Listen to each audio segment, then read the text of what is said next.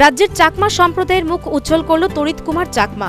IAS পরীক্ষায় পাশ করার পর সোমবার রাজ্যে আসেন তিনি।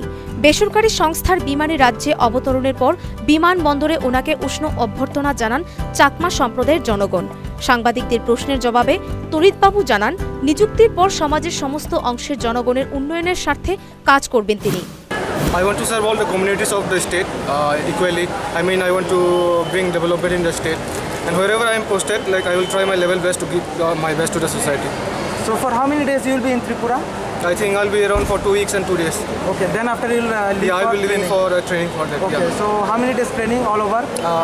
The training is of 2 years duration. 2 साल का होता है, 2 years is there. তিনি জানান, চলতি মাসের 28 তারিখ থেকেই প্রশিক্ষণ শুরু হবে উনার। 2 বছর প্রশিক্ষণের পর নিযুক্তি হবে উনার। 2 সপ্তাহ রাজ্যে থাকার পর প্রশিক্ষণের উদ্দেশ্যে রাজ্য ত্যাগ করবেন বলে জানান তিনি। Bureau report, news vanguard.